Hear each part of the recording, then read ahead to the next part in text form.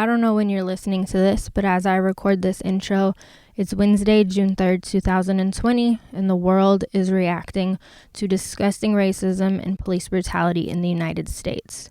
So it feels weird to release a podcast, but I chose to because this podcast and this episode aren't about me. They're about Rico G, who has already waited months for this episode to come out. We recorded in February, and due to my schedule, I'm just now able to put it out. So he deserves for this episode to be released. In addition, please do what you can to help the Black Lives Matter movement. In the show description will be a link created by Twitter user Botanical Dyke, and it has so many different resources and actionable ways to help, including bail funds, memorial funds, and actions to continue to help with this necessary revolution. I want that. Special delivery. I need that. Special delivery. Welcome to the Special Delivery Podcast. I am your host, Special, and on this show, I like to sit down with artists to break down their latest project. And on this episode, I sit down with Rico G to talk about his project, Patiently Done Waiting, Volume 2, Capricorn. And we talk about everything from the album artwork, the title, every single track, including him producing every single song, teaching himself how to mix.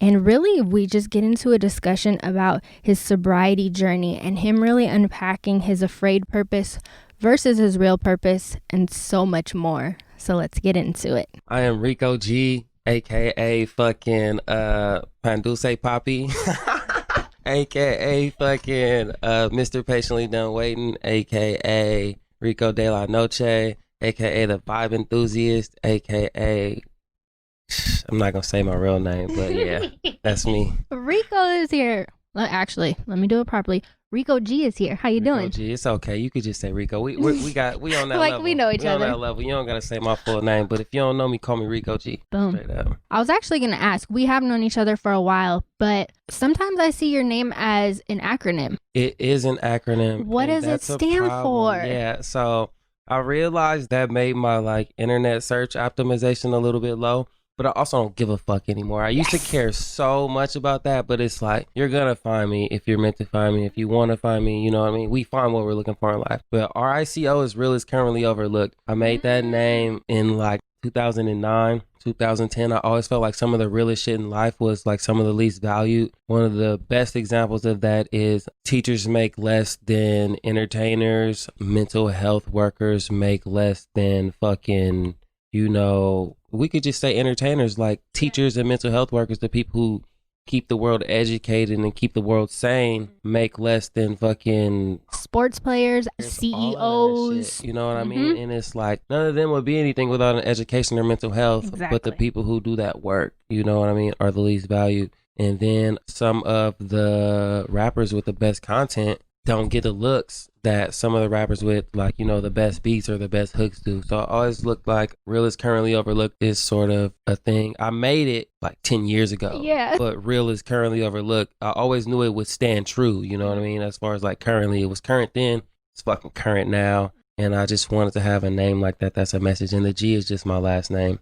So I wanted to keep a part of me in there, but I wanted every part of what I do to be a message without really preaching too much. Definitely. And it's commendable to make something 10 years ago and it still hold the test of time. I hate to say it, but it's always been that way. You know what I mean?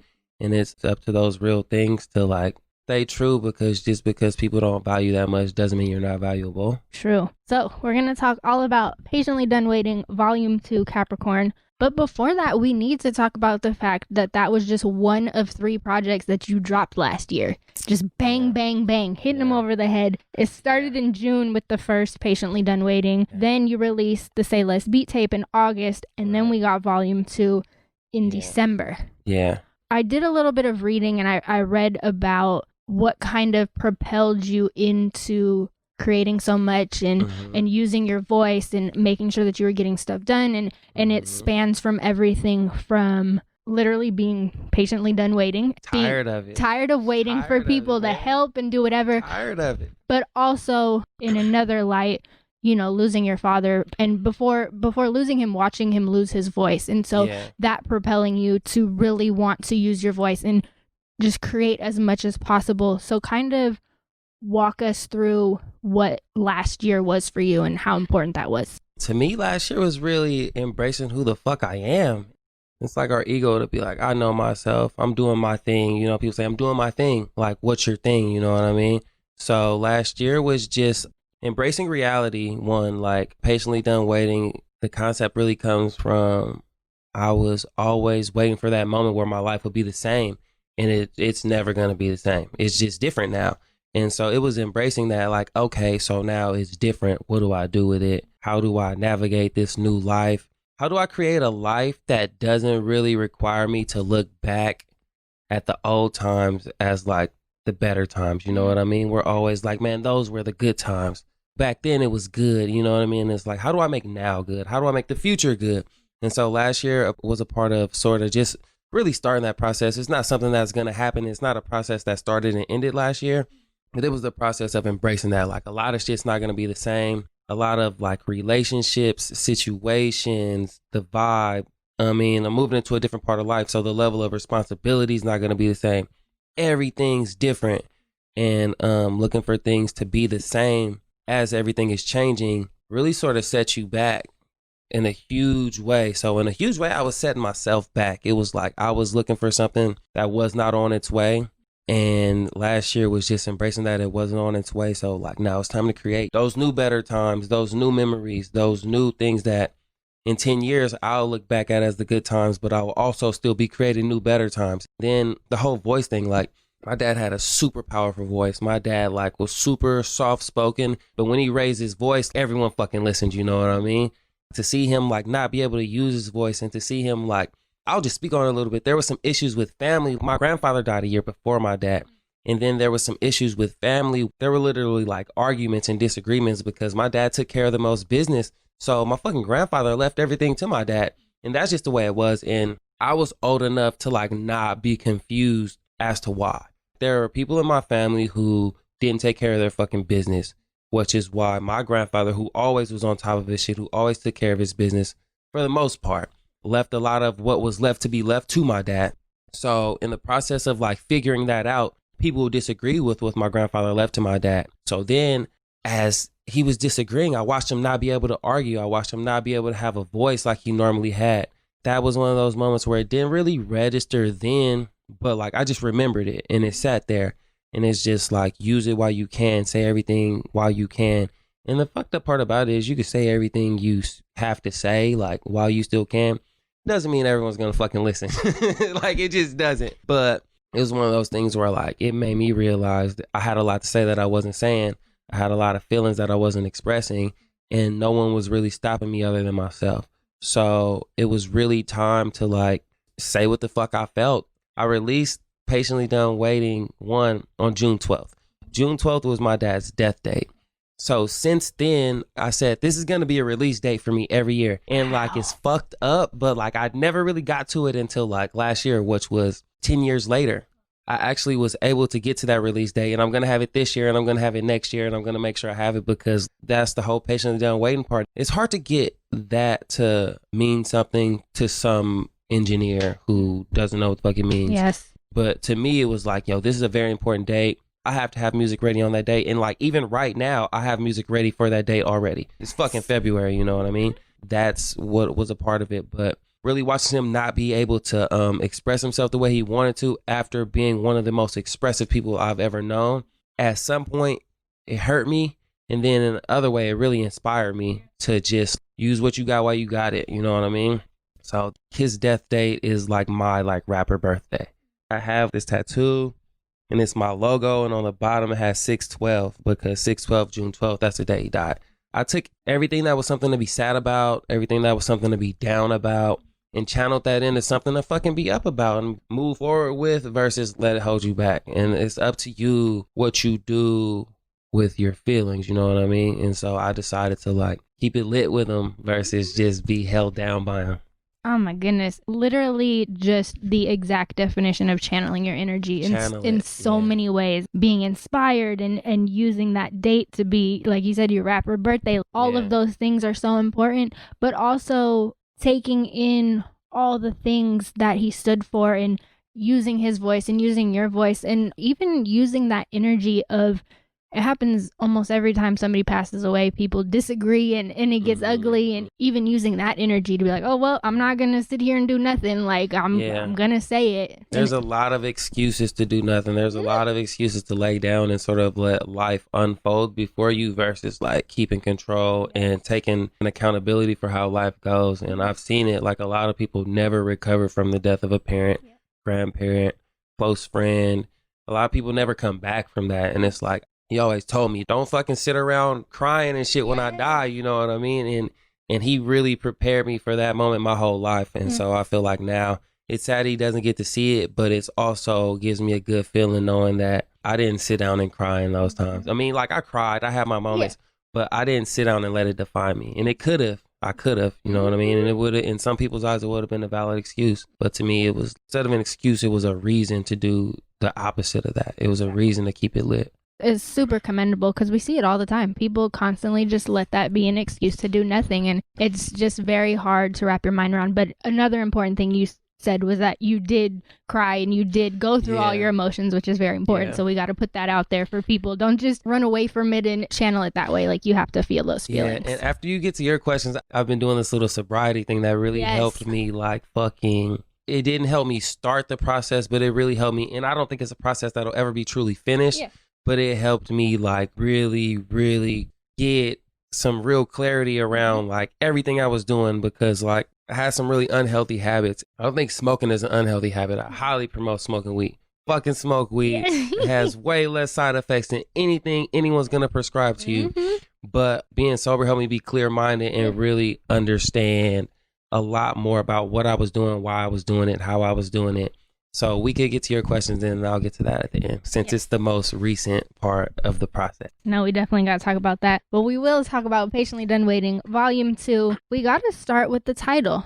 Why did you not only choose to bring back Patiently Done Waiting, but to add Capricorn to it? Okay, so that was one, Patiently Done Waiting. Two, keeping the title going. That's going to be my thing. Like, I'm going to have some other projects, but like, I'm going to go up to Patiently Done Waiting like fucking 10. Yes. Like, I'm going to get to it, and none of them are that long, so it allows for me to get to it like that. I'm going to bring that back because I never want that message to die. Whether you discover my music in 2019 or you discover it in fucking 2025, I want that concept to still be relevant. I want to remind people, it's like self-empowerment almost. There are things in life we need people for.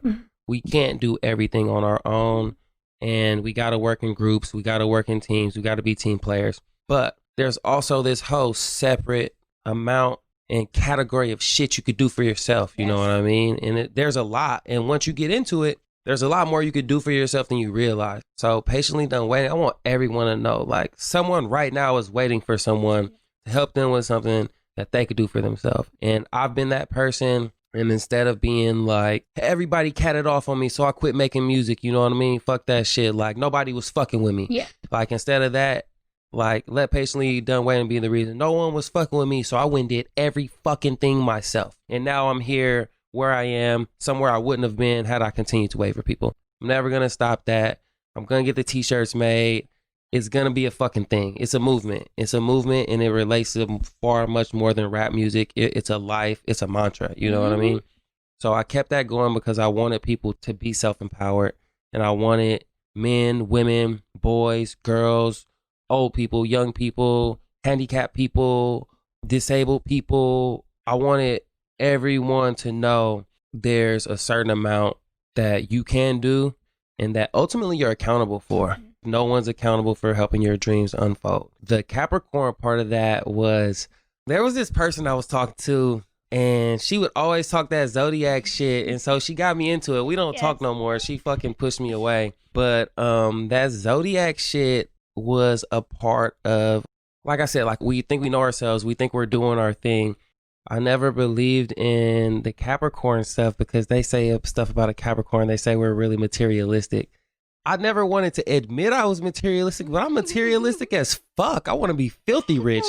I want more than I could ever use, you know what I mean? But I didn't want to embrace that part about myself. They say we're stubborn. I didn't want to admit that I'm stubborn, but fucking look at me. Like, I had a chance to fucking not do music anymore because I was hurt by my loss of my dad. I had a chance to not do music because of all the people who didn't help me. And look what the fuck I did. Like, I stuck with it. I found a way that shit make it happen. I'm stubborn as fuck. And so getting into it a little bit, it helped me, once I started to really know myself a little bit better, it helped me realize, damn, all these things are sort of true about me. Like, not all of them. Yeah. And that's probably the last parts of myself I still have to accept. They probably are all true, to be honest. But it helped me accept and embrace parts of me that I was denying. And so the Capricorn project talks about like being stubborn as fuck. It talks about like having a strong head, you know, like, and I'm really like that. I've always wanted to do what the fuck I wanted to do. And I've always wanted to do it how I wanted to do it too.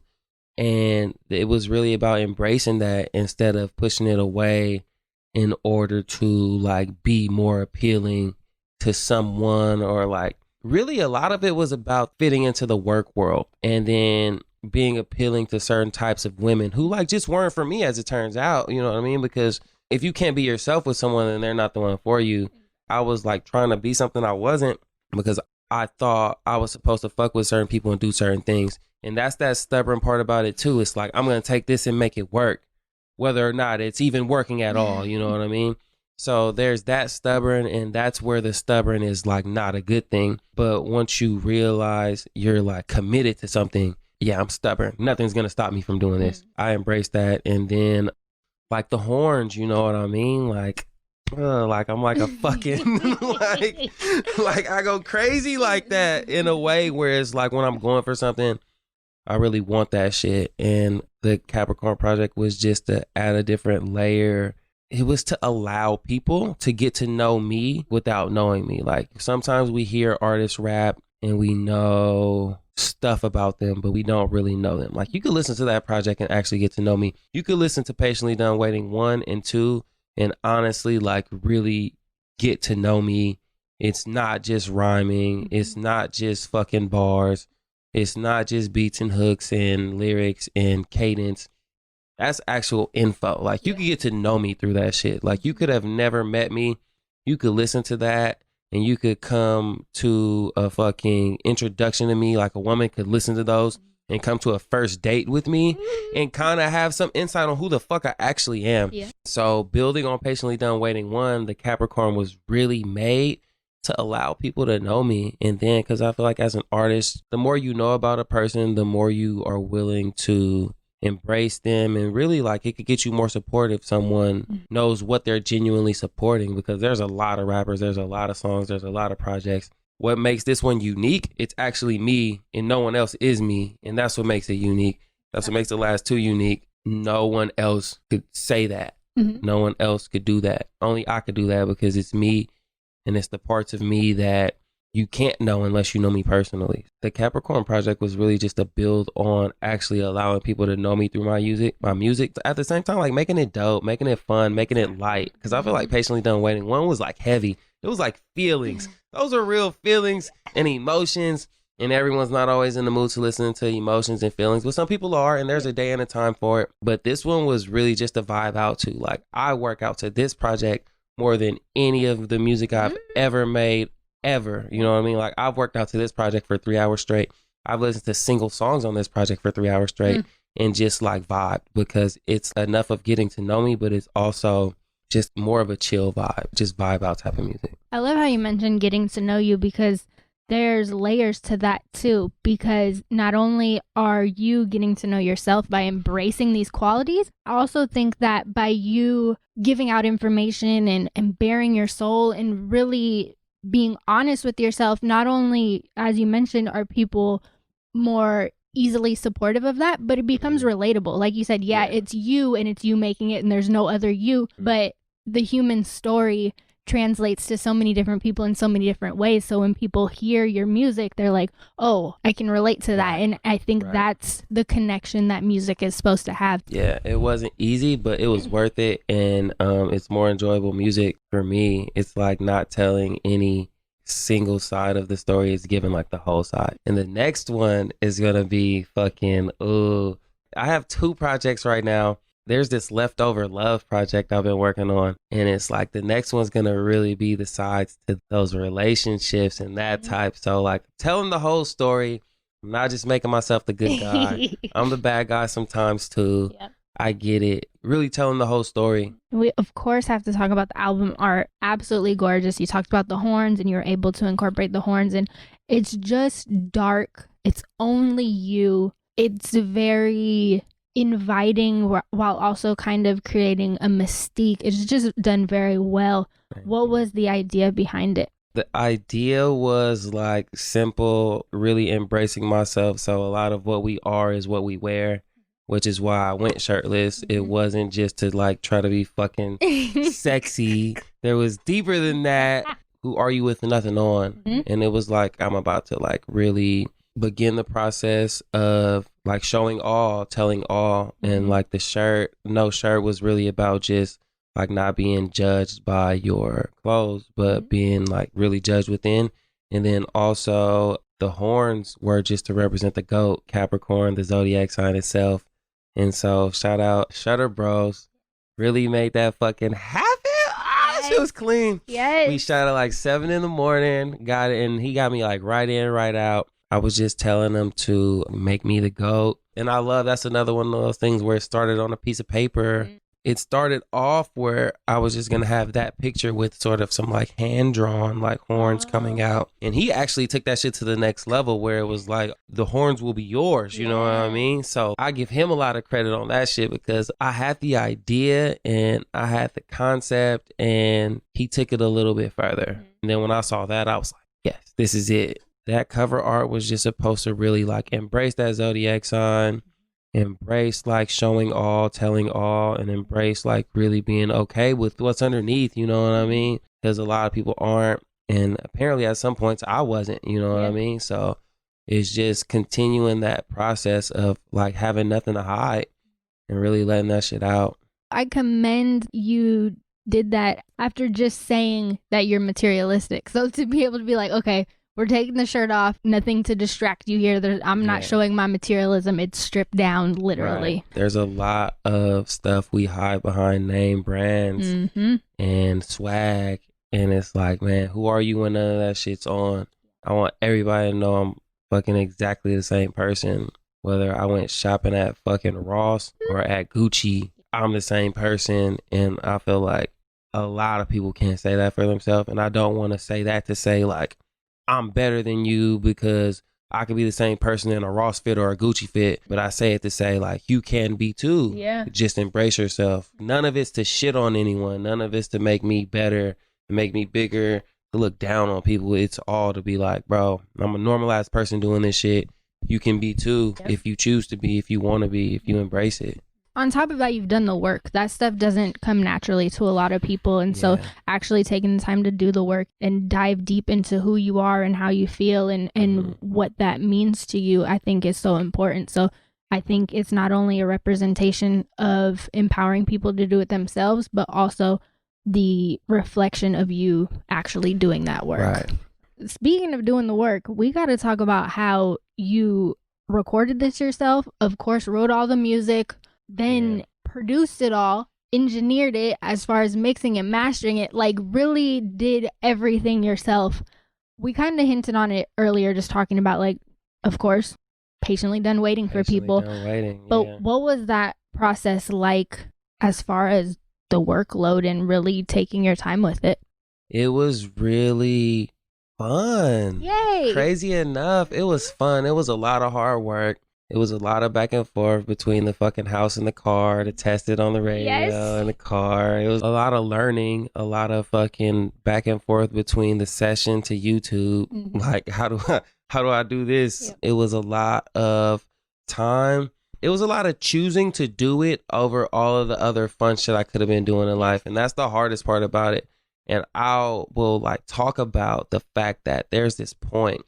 Patiently Done Waiting 1 and Patiently Done Waiting 2, I was in a relationship. And there was this point. There was one time when I was going to release Say Less the Beat tape.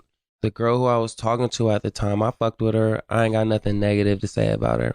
But there was this one time, it was the day I was going to release the project. And she was hitting me like, when are you going to come out? Like, when are you going to come? And I'm like, I'm making some final adjustments. I like had released the project. and then something was wrong with it, so I had to take it all back down and release it because it was just a SoundCloud release. So I was able to actually do that. She was like demanding I come out. And it was like, that's my girlfriend at the time. And like, I wanted to be a good boyfriend. So I like sort of like rushed through it. And then there was 2 points on Say Less the Beat tape that some people may notice, some people may not notice, but there are 2 points that are really flawed. I say all that to say, with this one, I completely committed to it. I put my phone on the other side of the room. I fucking put that shit on silent. And I fucking locked in on that shit. I missed a lot of calls. I missed a lot of opportunities to go drink. I missed a lot of shit to make sure I got it right and to really lock in on it. And so like with that happening with that project, like I agreed with myself, like this project is going to be as fucking flawless as I can make it with my skill set and my experience. And it's by far the best. It was a fucking commitment, a decision. It was not optional for it to not be like my best work so far. And now I'm like, how am I going to make the next one equal or better? And that's another thing. But it was a test of character. What's the most important thing to you right now? And it was also a lot of, not in an ego-driven way, I guess kind of in an ego-driven way. It was a slight challenge to make sure that all the producers who have charged me all this money to engineer my tracks, it was a challenge to make sure that my shit was fucking, at least to my own preferences, because that's what it comes down to. But to my own preferences, it was better. There was more clarity, and it was everything that I like felt like I didn't get from them, even though I cashed them the fuck out. And I've never like tried to talk an engineer down on their price. If that's your price, I'm coming at you correct. I'm paying you. It was really to make sure I gave myself what the fuck a lot of people didn't give me. A lot of people didn't give me what I was really looking for. And it was like I've released tracks that I felt like were 87% done. This track is maybe 90% done. That's like not a good feeling at the end. But I feel like all of these tracks, none of them are 100% in the sense that it's not perfect, but they're at the 95, 96, 94% where like only a real audio engineer is even going to notice that last 5 to 6% anyway, because the rest of us are just consumers. The rest of us just listen to music. We don't make it. We don't engineer it. We don't produce it. So I got it to the point where like all of the flaws are shit I'm going to notice. And I'll be like, damn, right there could be better. Damn, right there could be better. But everyone else is going to listen to and completely listen over it.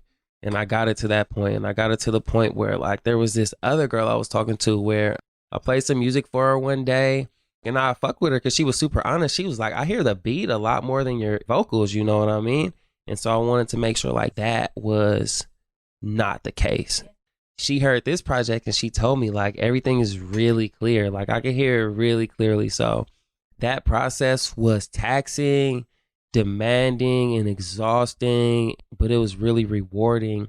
And I had to prioritize my whole life around it. When you work all day and you get off work, then I go to the gym and then I like eat, take some time to just relax.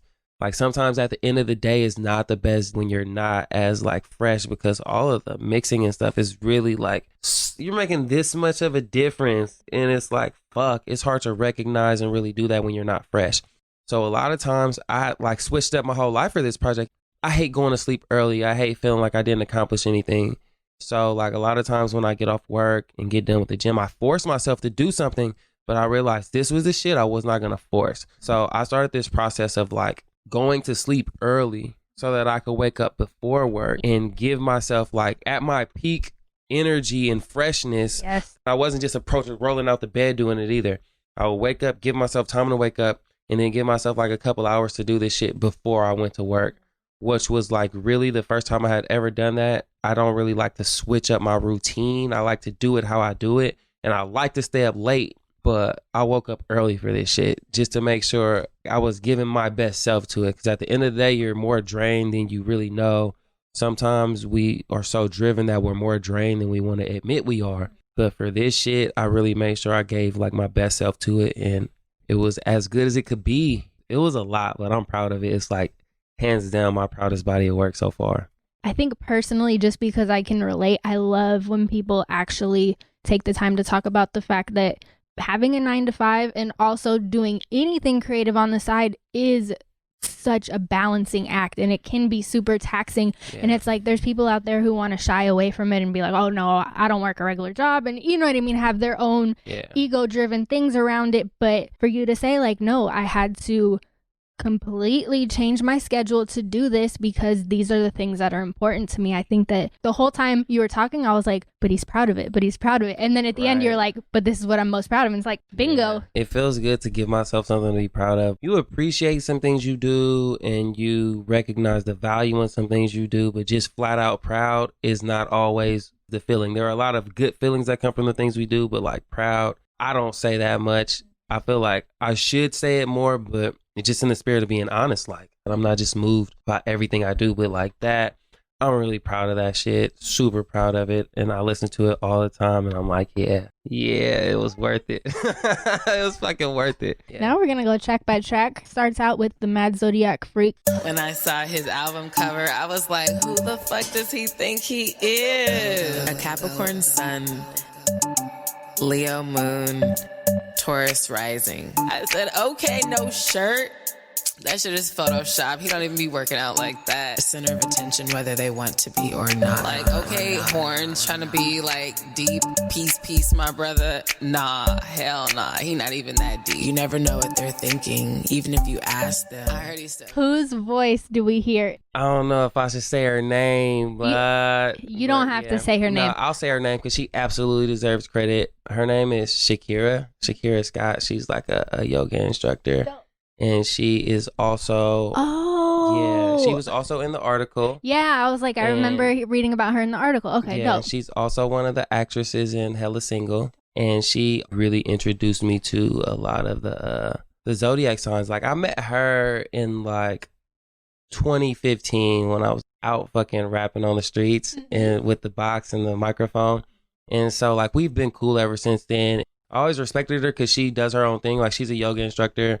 She doesn't really like work for anyone. I always respected that about her. And then she, like, her perspective is super like zodiac sign driven. So I was always like, shut the fuck up. You know what I mean? Like, miss me with that shit. But it's also one of those things where it's, like I said, it's a part of knowing yourself and then knowing how that applies to you. So yeah, that's her voice. I finished the whole project. It had nothing really around it, just songs. And it was a zodiac project. I couldn't think of anyone with more insight on zodiac signs who I knew personally. So I reached out to her, asked her like what she would charge me to do it. Then we linked up and I just let her fucking go in basically, you know what I mean? And then she also introduced me to like your like moon and your rising. So I'm a Taurus rising, fucking Leo moon. And that's a big part of understanding like who I actually am and why I actually am the way I am.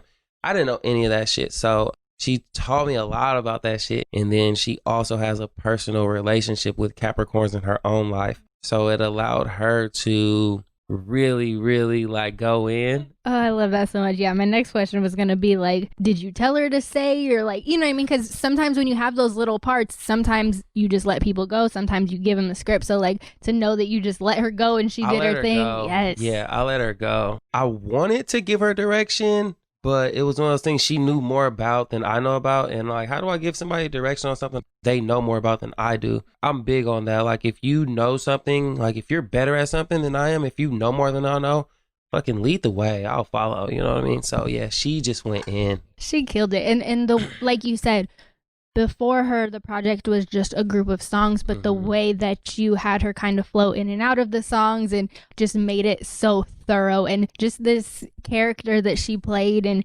beating you up in a sense, like it just really fit the whole theme of the project. It was so dope. I loved it. And the way she did that, she just did like maybe like 10 minutes total of just saying stuff about this, stuff about that. And then I took all of it and like had to like piece through it and sort through it and see what fit where and when and how. Initially, I played like some of my old songs in the background of what she was saying. But at one point I realized that was her part of the project. So I gave it its own beat. I feel like that added to it too. So like, yeah, it was fun. So good. Then we get to what's your sign? Did you just say a Capricorn? Don't make me hit you with that line. What's your name? What's your sign? Just to see if you compatible with mine. Ask you what your interests are, who you be with, be with. Can I beat up when you keep it G with, G with, G shit? Always on some G shit when you keep it G with. What's your name? What's your sign? G shit, always on some G shit when you keep it G with. What's your name? What's your sign? Ooh, it say we not compatible. Fuck it, we gon' try. It's just so smooth. It just has that smoothness to it. So fucking smooth. It's the vocals. It's the delivery. Like, I realize when mixing, there's nothing easier to mix than a good vocal performance. So it was a smooth vocal performance, and I wanted to get more into like that part of my voice. When I'm rapping, sometimes I rap hard. The more you push out of your voice, it comes out different. It records different. You have to mix it differently. But that was like super laid back. Yeah, sorry if I cut you off. What was the question? You're good. I love the insights. I'm like, no, please tell us. Oh, and then I was just going to say the Biggie interpolation. Of course, It fits perfectly. What's your name? What's your sign? So when did that click for you? Like, oh shit, I should take that part and kind of play with it. So now getting into the way I produce, every song I produce, as I'm producing it, I vibe with it. And as I'm vibing with it, that was all like freestyle. If I'm liking a fucking beat, I'm going to say something to it. Sometimes I'm saying something I don't feel that much. Sometimes I write a little bit to it. But in the songs I feel the most, I do a little voice memo right away with the beat playing in the background. So there's no confusion when I come back to it a day later, 2 days later, 3 days later. There's no confusion about what was where, how it was said. Because sometimes when you write it, you forget the flow. You know what I mean? Sometimes you forget the cadence. Sometimes you write down a little piece. You don't remember where it was supposed to go. So I just do little voice memos. And when I made that beat, it was like right away, because the sample is from Signs of Love Making by Tyrese. It just happened. And I record the voice memo.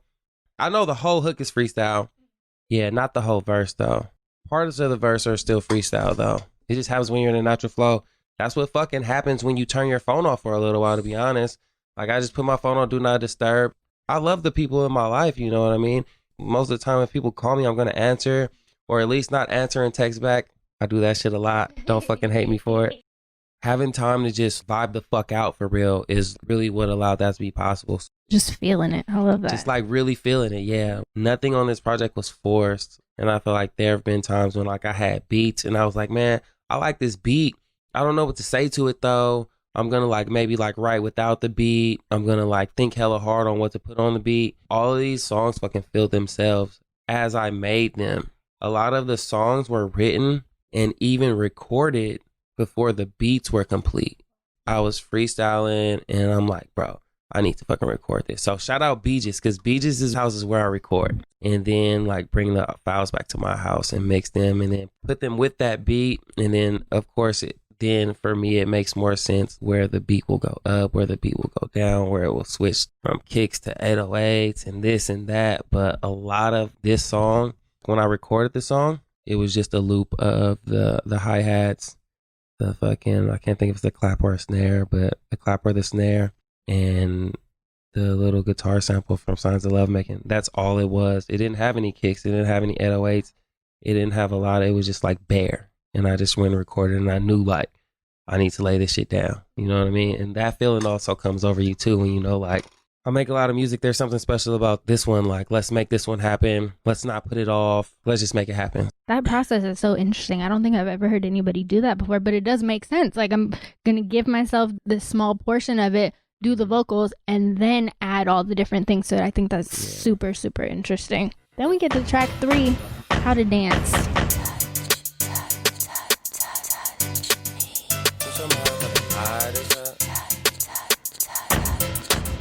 She don't know ballet, but she know how to dance, how to twerk, shake the thing in the pants. She don't know how to salsa, but she know how to dance. Drop it all the way down, got them all throwing bands. She don't know a lot of shit, but she know how to dance. Make the ones with a woman risk it all for a chance. She don't know a lot of shit, but she know how to dance. I just want you to grind on me. I fucking love all these songs, I swear. So much fun. Yeah. Does that have the D-Lo sample in it? I sampled something. I don't know if I should say it. I might get sued, but I guess if at that point it's big enough for me to get sued, then it's like a good thing. If y'all ever hear it and it ever blows up, let's just split the money. You know? Don't sue me. Like, let's work. I ain't made shit. I ain't made much. Like, let's just talk about it. You know what I mean? It doesn't have to I'm be willing all to share. that. But that's actually the fucking Elton John, Benny and the Jets. Wow. Yeah. Yes. And it's crazy. I was at my job one day, and this person I work with, who I never really speak too much, like we never really talk much, but she was playing some music in her class, and I was just like, yo, what song is that? You know what I mean? And she told me, and I'm like, okay. And so I literally owe her a thank you that I've never given her. I also don't work there anymore, so it might be more appropriate to tell her now. I just heard that, and it was like, yo, I'm finna flip the fuck out of that. You did? As far as the content, like freestyle, like when I make these beats, there's that point when it's just the hi-hats, the clap or the snare or the snap, whatever it may be. And then it's a little sample. At that point, when I first lay that down, I don't do it on purpose, but something comes over me in that moment. Before you lay the hi-hats and the clap, you don't even have anything to like vibe to. And then once you lay the hi-hats and the claps or the snares or the snaps, and then you fucking put a little sound in the back of it, then it's like, okay, then I sit there to it. You know what I mean? And when I heard that one, it was just like, it gave me that vibe that was just fun. You know what I mean? And I'm not going to lie, it reminds me of my ex-girlfriend. She wasn't classically trained in any way as far as dancing, but she knew how to dance. Like if the song came on, she was going to move, you feel me? And so like that song was for her on the law. I'm not even afraid to admit it. That song was for her vibe, the way she goes. Like she don't know ballet, but she know how to dance. She don't know how to salsa, but she know how to dance. You know what I mean? It was definitely a freestyle because like when we first started talking, she had a whole different situation. And so it was like, I know you got somebody else. We could just dance. I know you got somebody else, but that don't cancel the vibe we felt. Like that was for sure a freestyle. And that's probably why it's so short. And then a part of it's written. A lot of these songs started off with like a little freestyle portion that really got the beat and the hook. All of them started with a voice memo that I listened to and listened to and listened to. And was like, all right, that part's kind of weak. I could take that part out. That part's acceptable. I can keep it. It's a good vibe. Yes, yes, yes. Then we get to Capricorn. Oh, girl, did you just say a Capricorn? She swear to God I'm hella stubborn cause I know what I want. Cause I know what I will do and I know what I want. Push it to the limit for a return out I was wrong. I turned back into a hoe before I finished her song. I pulled some women off the bench like WNBA. I pulled some women off the film, she like the role that I play. Sufficient funds but no time or attention to pay. Slid every single inch of my dick in this bay. Cap season, little bitch, I'm finna say what I say.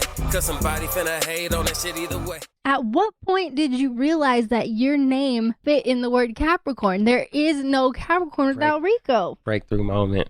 I don't know when I actually realized it, but this project happened sort of like fast. All of these songs are from last year, and all of them, except the outro, are from not only the second half of last year, but the last quarter of last year. Wow. So I can't really pinpoint the exact moment when, but I know I wrote that shit down when I fucking discovered it. And that's why, like, I didn't even rhyme it with anything. I was like, you can't spell Capricorn without Rico.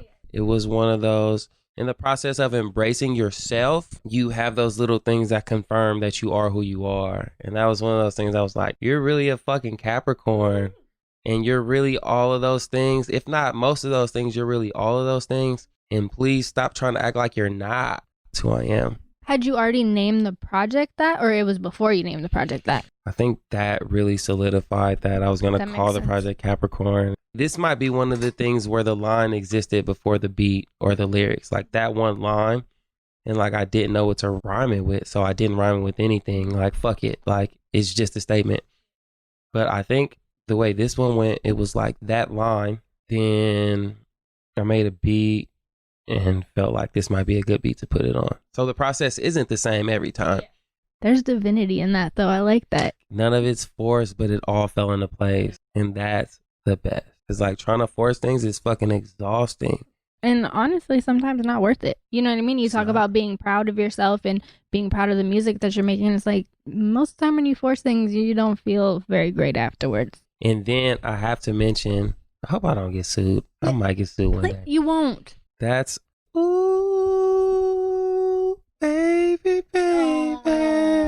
That's like beautiful. that's that song. So I sampled the part where it's like, I know you. I can't think. I'm so into my version right now. I can't remember how that version goes, which makes it a good flip. You know what I mean? Which means because a lot of people, and I'm not knocking anyone's style, a lot of the samples are loops. A lot of people loop that shit, put some bass behind it and some kicks behind it.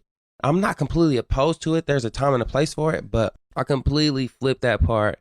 This was one of the ones where the beat actually inspired what I wrote. I mean, well, the beats all inspired what I wrote, but it actually inspired me to write a kind of like really honest, open, heartfelt second verse, which is like about all the zodiac signs I fucked with and about how none of them worked out. You know. But like the mistakes I've made, you know what I mean? That little mistakes, you know, I made a few, was one of those moments when it's like, all right, in my eyes, all of these women have done something wrong. And I'm sure that in their eyes, I've done something wrong too. And so sort of embracing like my wrong in the situation. I had a Scorpio that I was supposed to love, but I ain't love myself enough and I ain't learned how to trust.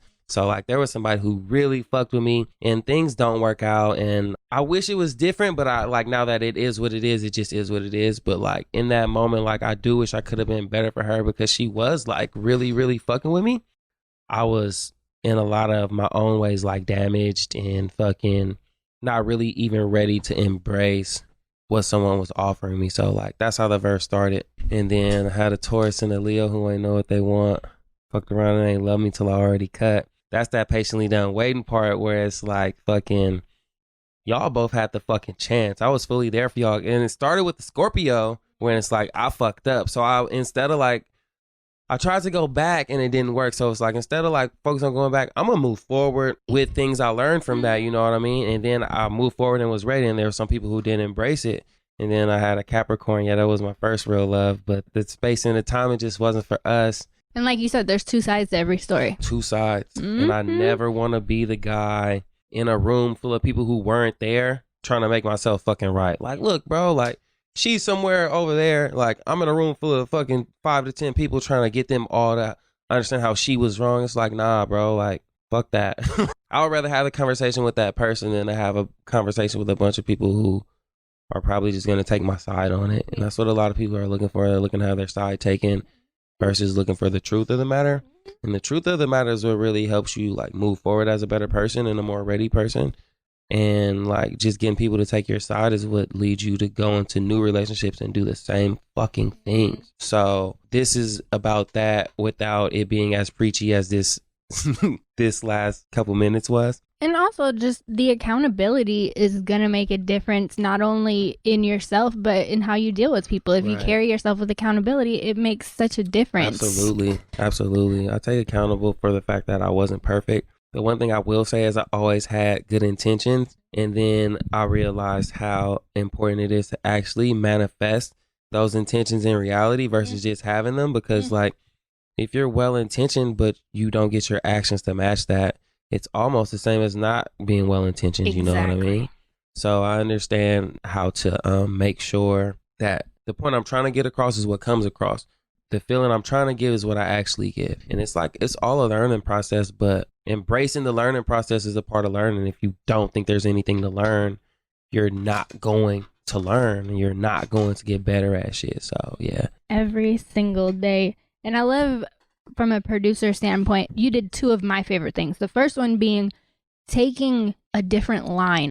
A lot of people sample just the hook from a song or, you know, something that we super know, but getting into actual lines that don't immediately spark it. But it's like, if you know, you know. Yeah. I love that shit. And also how you said, like, towards the middle, you just let it ride. Like, if a beat is that good and the sample's going and all the other parts of it are going, like, just let that shit ride for a little bit. Ride for a minute. Yeah, I had to. It's necessary. You can't like force something. And that's the one thing I will say about this project is like, it's smooth, but it has its space. There's space between words. There's space between one verse and the next verse. Sometimes there's space between the hook and the next verse. There's like space. And I feel like a lot of the music I was making was like, I'm going to put something into every fucking inch and centimeter of this beat. I'm going to fill it all up. And it's like, nah. And it's no, and again, it's no knock on anyone who does that. It's a part of like having something to say. It takes away from all you say if people constantly have to listen to the next thing. If someone could like take and process what you just said before they go to the next line. It kind of allows them to take in your message more.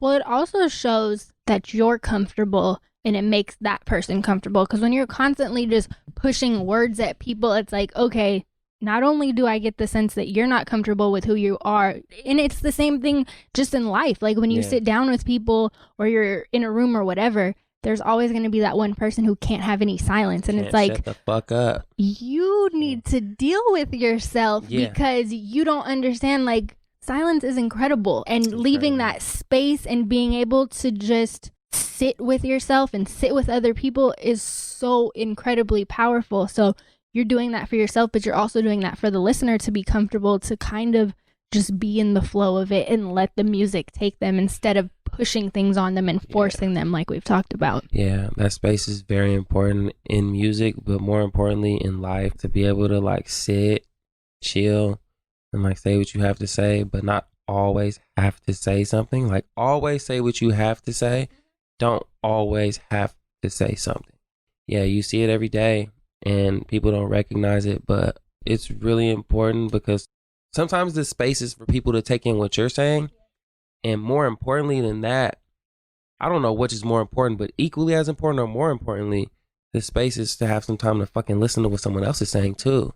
And some people dominate a conversation. Some people talk and then before you even done responding, let alone before you're done responding to their part, let alone getting into what you have to say about it, they're talking again. Bam. All over again. Whole other spiel. Bam, bam, bam, bam. So yeah, the space is important.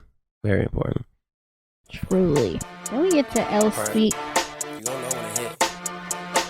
Can't really fuck with her if her head weak. No. Why the bad attitudes make the best freaks? Why every time I cross your mind, you don't text me? Why every time I cross your mind, you don't text me? Why every time I cross your mind, you don't let me? Tell the thoughts fall back, let the L speak. Tell the thoughts fall back, let the L speak. Just thankful I'm live and I'm healthy. Addicted to the grind, and a nigga need a 12 week. Fuck around, man, we probably on our 12th drink. Playing around, see if she can suck the whole thing. Don't play. Fuck part of it, I'm trying to let a whole drink. Sold things, but I never really sold dreams. And I always told the truth when I told things. So she like to fuck, not talk every time she pull up on me.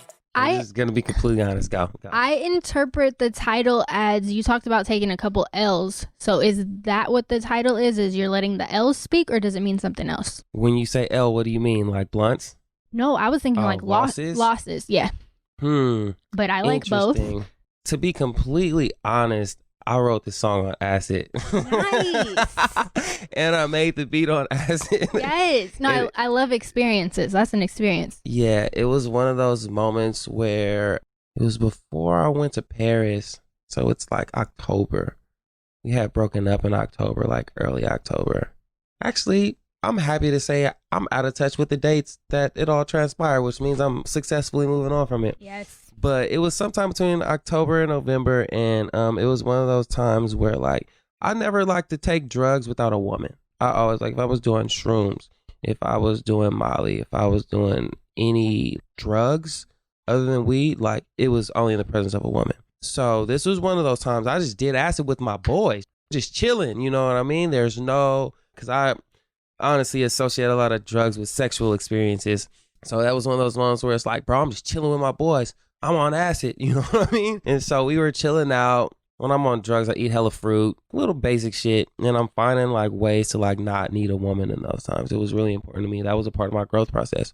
So we all went separate ways. We all went home. But like, I wouldn't say I couldn't sleep. It was more like I didn't feel like sleeping. You know what I mean? Like I just wasn't in the mood to sleep. So I'm digging through all of the little sound library and like that little intro, that little, the little horns. And it's like intense to me. So I'm like, fuck. Like, if you really peep, this is the first time on the whole project I really rap hard. I was just fucking like super like not in my feelings in like a negative way, but super in touch with how I felt about everything. And like, I felt like rapping, like a lot of the first three, like the Capricorn track, I actually rap. I don't know how to put into words what's different about it. Like almost less melody driven and more bar driven. More like rugged. Yes.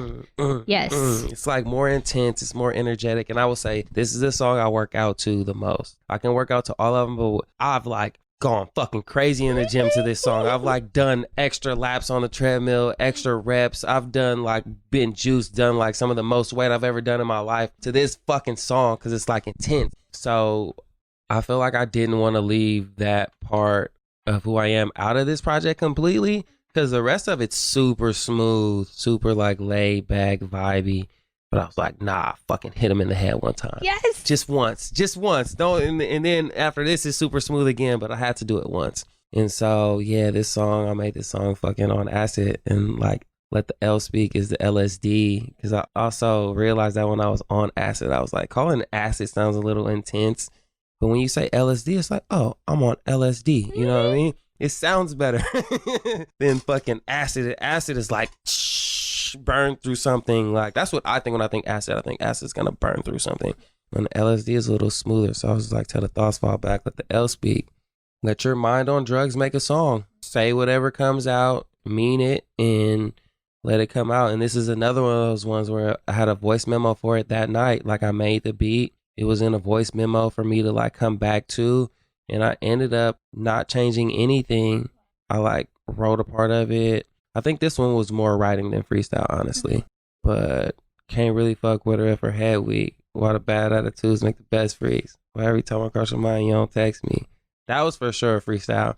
And then the rest of it, I got into like rhyming off that rhyme scheme. It was a good experience because it was like one of the first times I did drugs without needing a woman present. It was one of the first times I did drugs and just enjoyed the presence of my boys.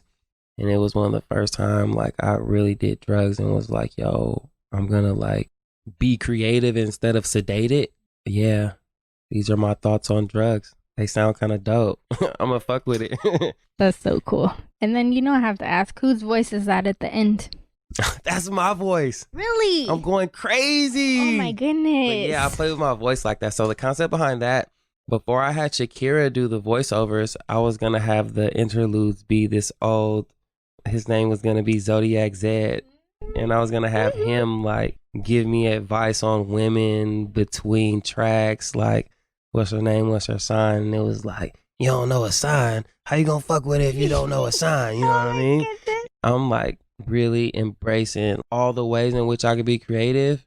And that was one of those moments where like, if for any reason she couldn't do it, it was going to be fucking Zodiac Zed and he was going to be the OG. And I have them all recorded too. I just ended up not using them because I felt like that was more appropriate and more smooth and showed more contrast. But they both would have showed contrast and they both would have filled those spaces because like once the project was done, I released it December 26th and I decided around December 15th, once I had all the tracks and I was just listening to them, like something's missing, like it needs something. So I recorded those and I had them as an option, but she was willing to do it. I patiently waited. And I didn't have to be patiently done waiting. So she got it done in time and it was good. So I used it. But yeah, that was initially going to be me like pretending to be my old OG uncle. There's like hella skits. There's like one when I'm like knocking on the door. I don't know. It's hella funny. It was going to be a little more comedic, but this was a little more in line with the Capricorn concept. So I fucked with it. Oh man, that's so dope. It's just another element of you taking it into your own hands. But I love the fact that he still got to make a little appearance so that we know that he exists. Yeah, that one little piece had to make it. I should make an alternate project with those interludes just like for fun because it was pretty fucking hilarious, I must say. But I feel like her audio related to the way a lot of women feel about a Capricorn, and I like a woman's perspective in things. Like that's one of my main things with like making these movies and projects is like I'm constantly asking women what they think about it because a woman's perspective is fucking golden. And like a lot of men get together and do a lot of man shit. And it's like, bro, y'all are missing the most valuable piece of consumer input is the input of a woman. So like even when we wrote like Hella Single, even when we wrote Divine Living, we had like women sit down and write it with us. Everything I do has a woman's perspective. Not only that, but I learned a long time ago when I first started radio, back when they actually took requests. We won't get into that, but it was always kind of pay more attention to what the women are requesting, because if you think about it, there are some men who have their own opinions, but a lot of men's opinions are driven by women. So if a woman likes a song, a guy will eventually rock with it because a woman likes whether it. or not he even wants to. Exactly. Yeah, So. I always say, like, if you could get women to like your music, you're gonna get their boyfriend to like your music too. Yep. If a woman's gonna go to your show, her boyfriend's gonna go with her. Like, and I'm still at that point when there are some things that can alter, and then there's some things I'm locked in on. There's some things no one could say anything to change it. There are just parts where I understand the value in that. Make sure you're really reaching people the way you want to reach them and not just how you think you should reach them. But like actually getting that input. That comes from studying psychology, and a lot of what men do is based on what women like. And it's true, and I'm not even ashamed of it. Would I dress like this if women didn't like men who dress like this? Would I talk like this if women didn't like men who talk like this? And it's like, there has to be certain parts of yourself that you don't compromise. And you have to know who you are enough to know which part you can compromise on and which parts, like, no, this is me. This is who I have to be because it's me being true to myself. But yeah, I love a woman's perspective. It leads everything, especially creative things, and especially things that will be consumed. It leads them in the direction they need to go in. That's a balance. You know what I mean? Mm-hmm. Knowing what you're willing to compromise and what you aren't, and what's influenceable and what's not. And there's a balance in that. And also, you mentioned, like, in the creative process, there's certain parts that you weren't going to compromise and you were stubborn about, like a Capricorn.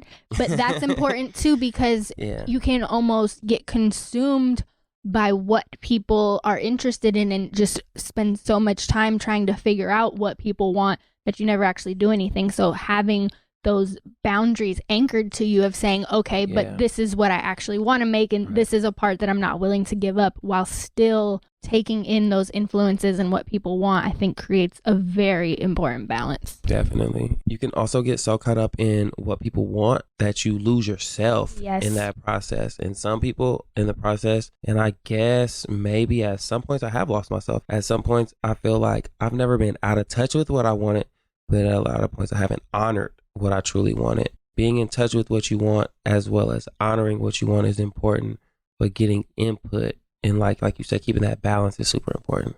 That leads me to my favorite track, Rainonme. Yo, Rico just trying to grow and stop calling women bitches. always tries to be perfect, no one understands he isn't. Tequila waterfall and swapping pills through kisses. Crept up on me half hour later, I feel the difference. Never mad, but if the vibe wrong, you gon' feel the distance. Rico just wanted to see you happy, Even if it was not with him. so if you happy with your new thing and you post a picture and he see it, he gon' double click it. Just so you know he meant it. Real nigga shit, not that genuine human shit. Back every line, the linebacker, the Ray Lewis shit.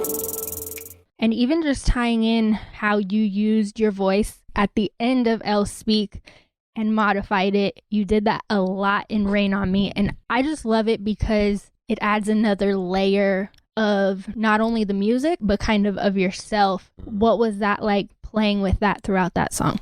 It was more like just a long verse instead of a song. It kind of had a hook at the end, sort of, but it was like, if I'm going to just go like this, like, how can I add differences within?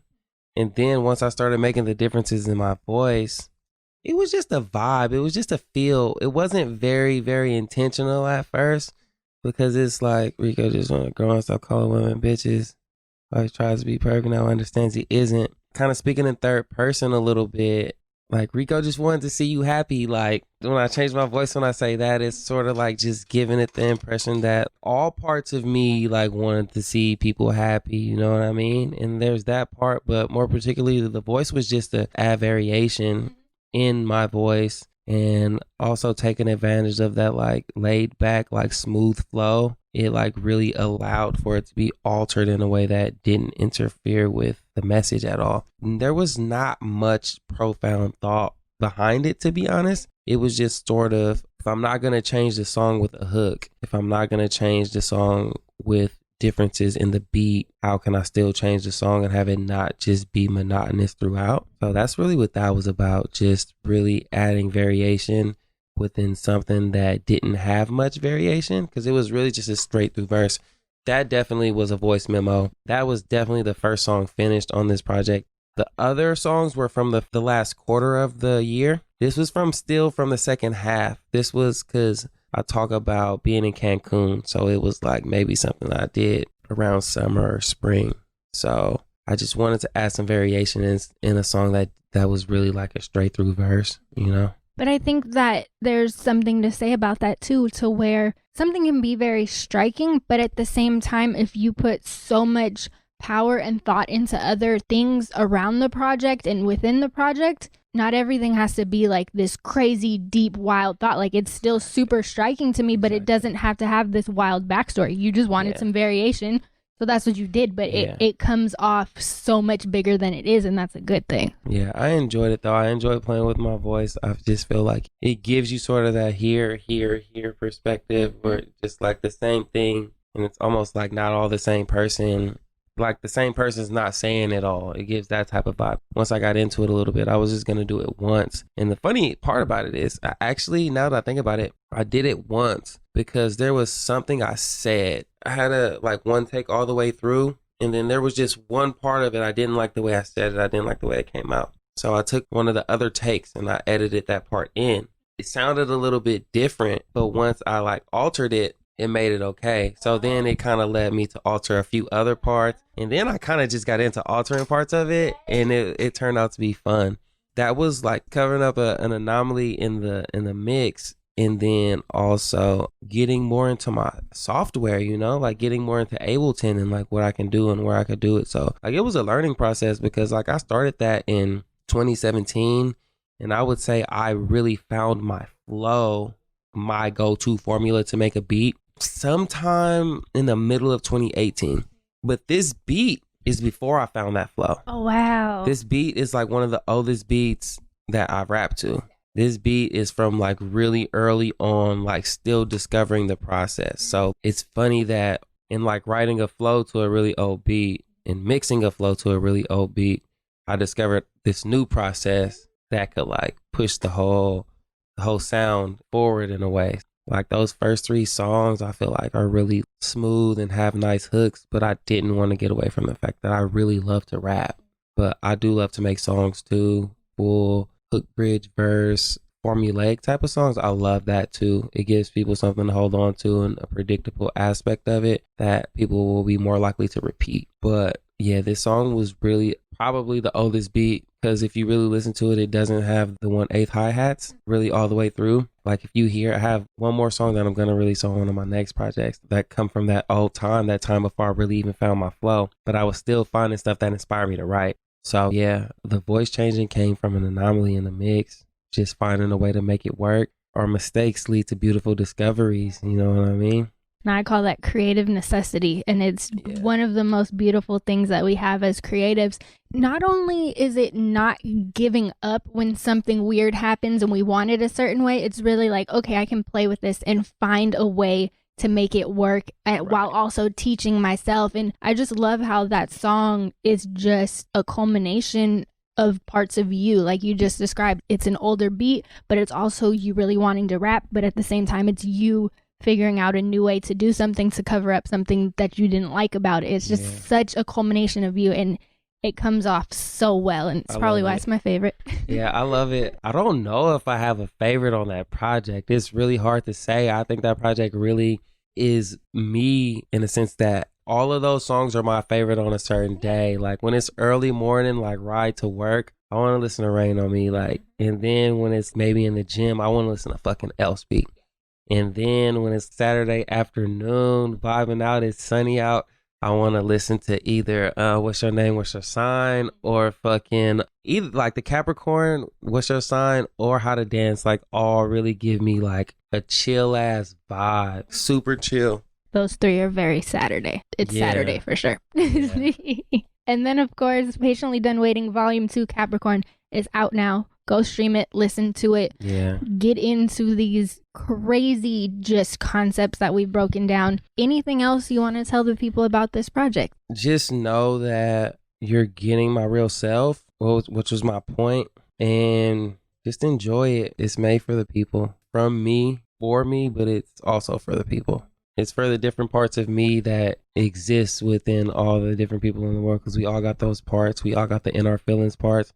We all got the we need to get juiced parts, and a lot of us got the chill parts. There's something for everybody. Yes, yes. And then as promised, we got to talk about the sobriety journey that you've been on Oh, it's crazy because it ends tonight at midnight. Oh my goodness. Yeah. Are you going to celebrate? Are you not going to celebrate? What does that look like? No, I'm thinking I should, just to really like keep the balance in my life. But I'm also like loving my clarity right now. Man. Like I'm super clear on what I want to do, how I want to do it, when I want to do it, as well as the process by which I want to do it, the steps to take to make shit happen.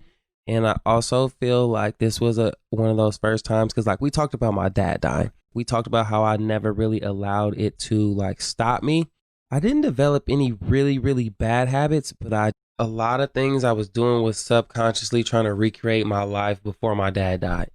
So I never had a girlfriend before my dad died, which is nuts to think about. I talked to a lot of women and there were women in my life, but I never had a girlfriend. And then when my dad died, almost like immediately after, I made someone my girlfriend. Thinking about that relationship and thinking about the dynamics of it and thinking about how like, yeah, that person held me down, but it's not so much to decide whether or not it was wrong. It's mostly to look at just the connection between like, you never had a girlfriend before your dad died, you had a girlfriend, why?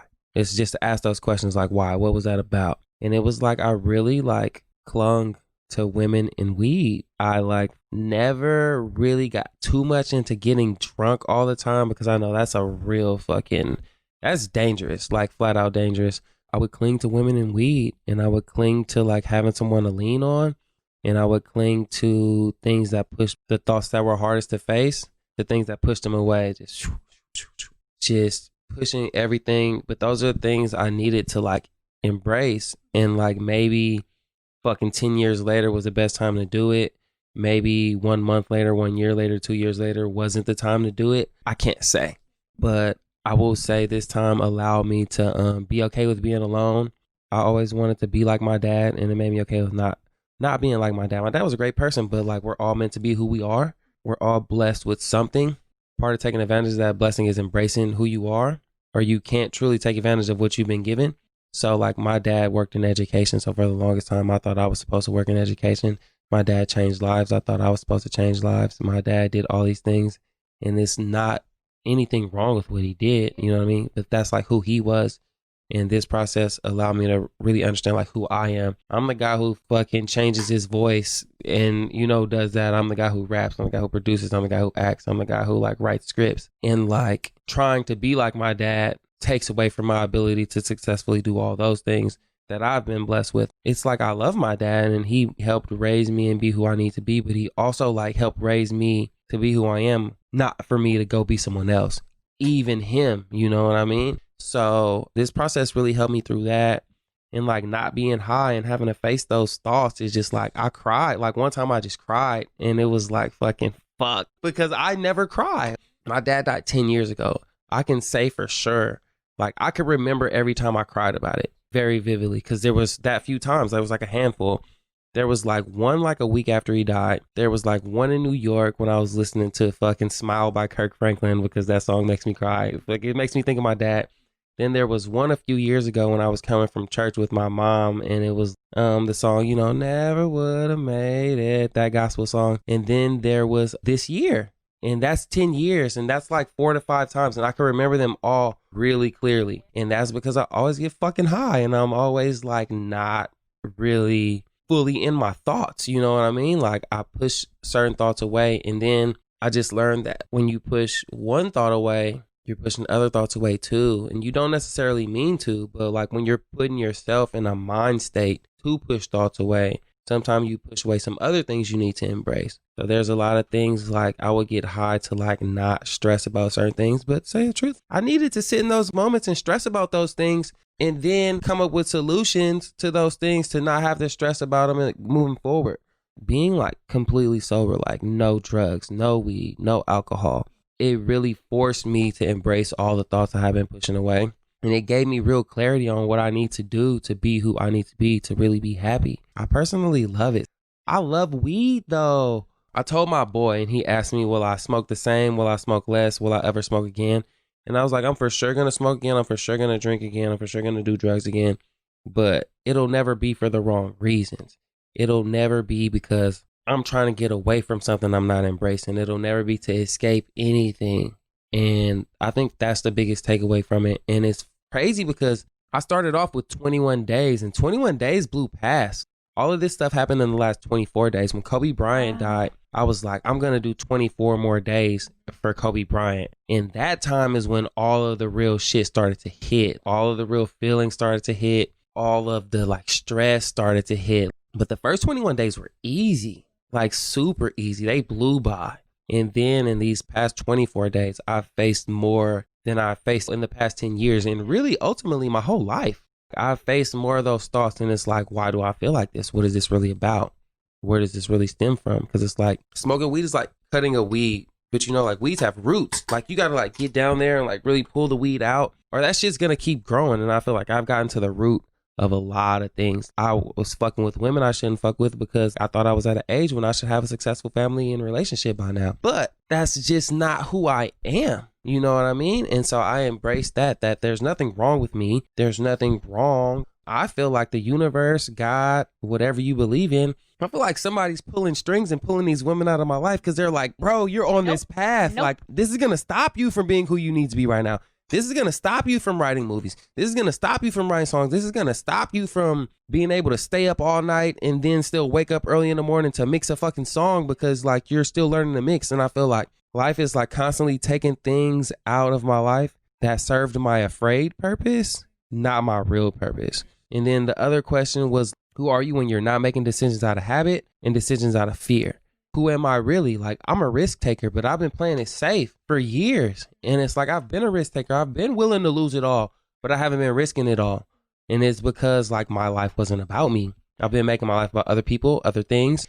Being sober really just allowed me to fucking just lock in on who I really am, what I want to do, how I want to do it. And it's like, everything's so clear. So like, I want to smoke, but I don't want to get away from this Mamba mentality because I'm like relentless. And I'm always driven, you know what I mean? I always work hard, but I'm fucking relentless. We were looking for locations to shoot the fucking film. Like we needed a movie theater.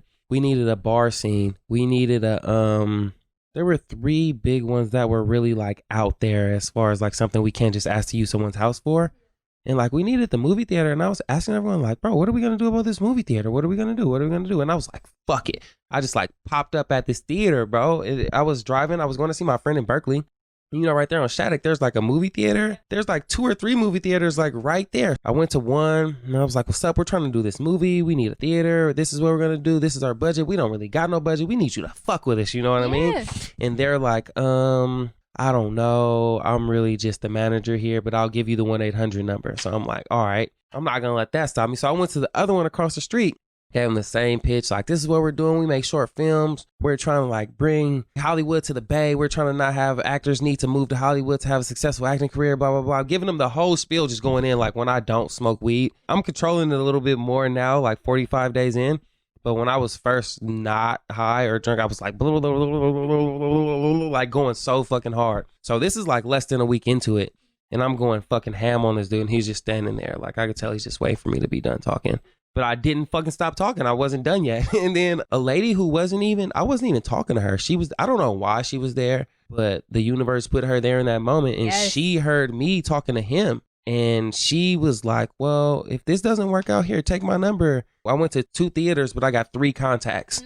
The 3rd contact was the only one that came through. And like we shot that scene like 2 weeks ago. We had the theater. We had access to the inside. We shot inside. We shot outside. And that was one of those things that was like, fuck. Would I had done that high and sober? And I can't quite say no because like I am driven and I have drive whether I'm fucking high or not. That was one of those moments that I realized like, bro, like watch how much smoking to suppress your thoughts and feelings on this side will limit your ability to ramp the fuck up. You know what I mean? And be who you need to be in the moments when like sometimes you're the only person who could do that for the squad. And I think I'm more in touch with my feelings. I don't think there's like anything left to hide from. I got some debt to pay off. You know what I mean? You know, like Cat Williams is like, put that fucking in your system and you be like, fuck them bills. And for the past 45 days, I'm like, fuck, I got shit to pay off. And now it's just like, okay, you got to do X, Y, and Z. You got to do A, B, and C. You got to be calculated. You got to do this way. You can't do that way. And it's like I've embraced everything I need, the adjustments I need to make versus pretending you don't have a problem and never never beginning to think about the adjustments, let alone take action toward the adjustments. Because if you're not even thinking about it and acknowledging it, there's no way you're actually addressing it in any way. You know what I mean? The first thing to do is to just let the thought happen. No matter how uncomfortable, let the fucking thought happen. And then from there, you will address it. And that's a big part of who I am. Like, I'm a fucking go-getter. I like to go get shit. I like to do shit. But a lot of being high and chill allow me to fall back. I'll let that work out how it works out. Because there's some value in letting things work out how they work out too. But that's the patiently done waiting part. Like, which thing is something I could go knock out and get done versus something that like, all right, this is bigger than me. Things need to fall into place for this to work. Past 45 days really showed me to like push a hard line on all of them and let them define which one is going to take other people to come in and make it happen. But once you push that hard line yourself, you can see like there's so much shit you can do for yourself. You could get shit done.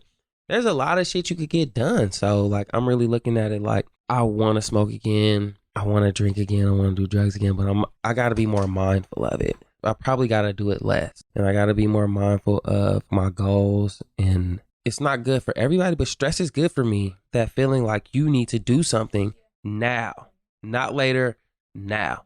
That shit's absolutely good for me.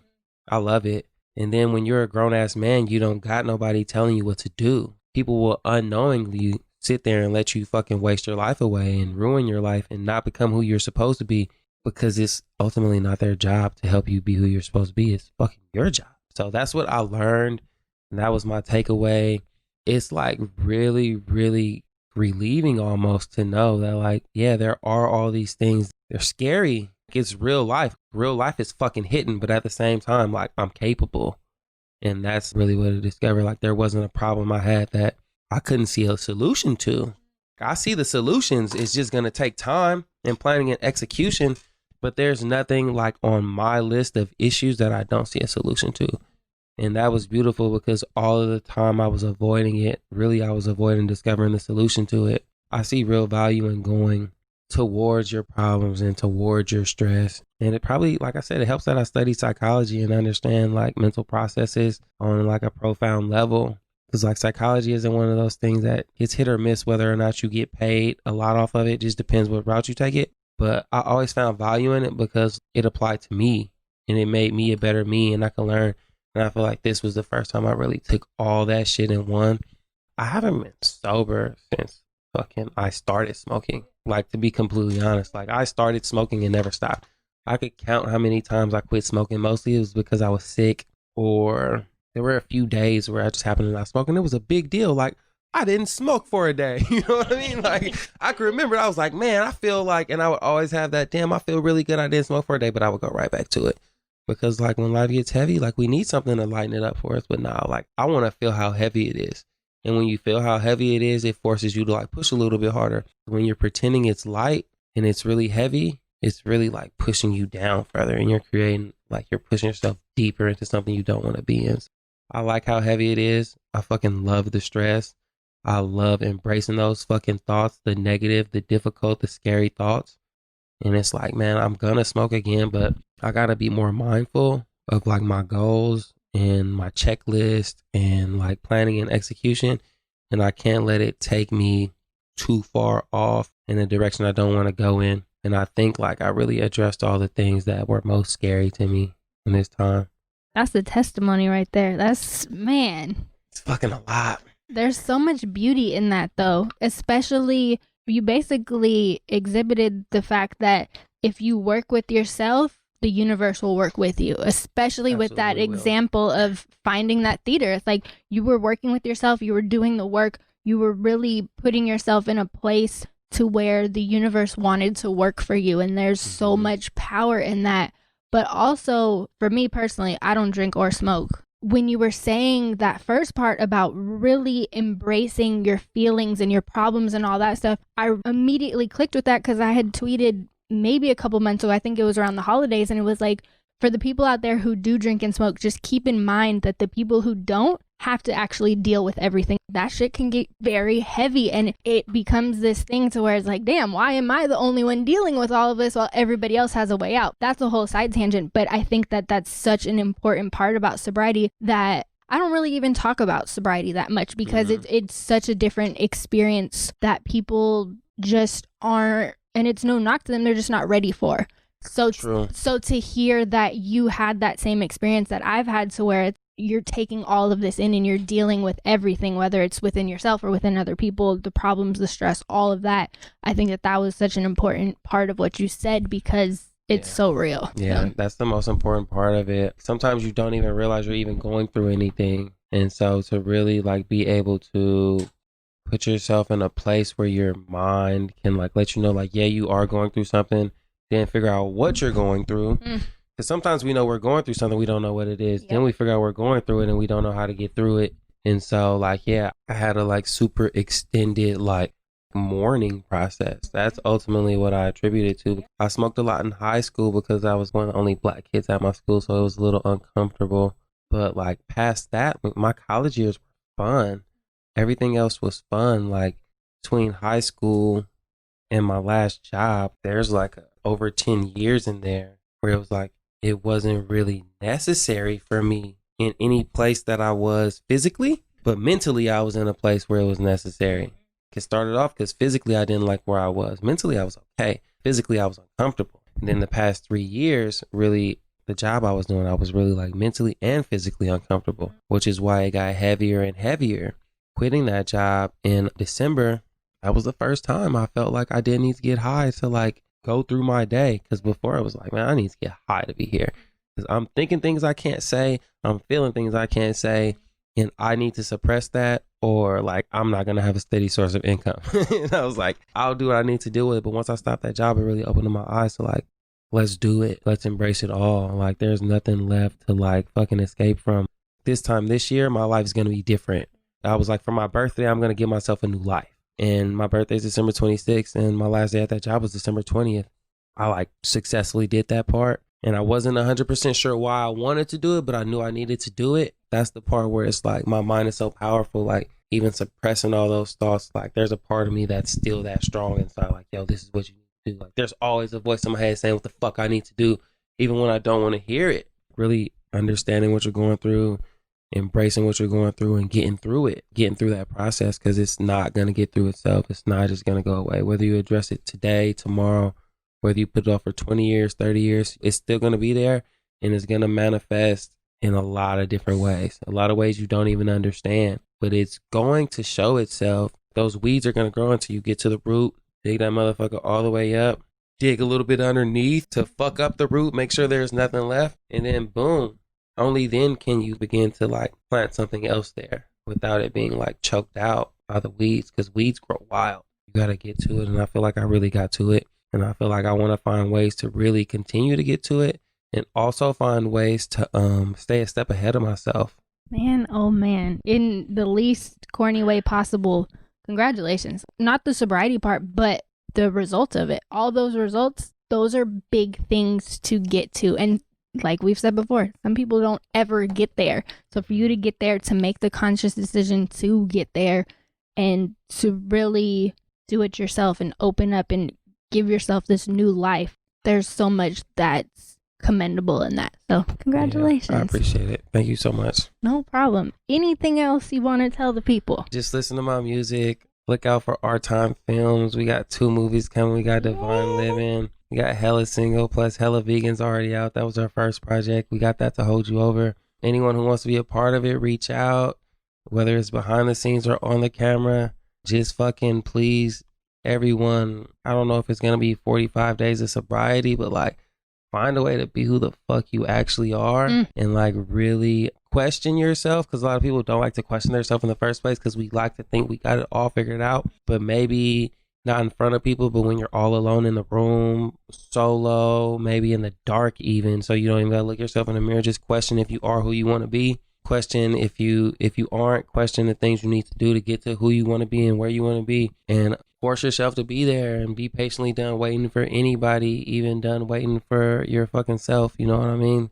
Sometimes we're the one who holds us back. Sometimes just patiently done waiting is like a real, like a mantra in my life. It's a lifestyle, and make sure we're doing everything we can for ourselves before we're being mad at what anyone doesn't do for us. Because what we could do for ourselves is always far more valuable than what anyone could give us or do for us.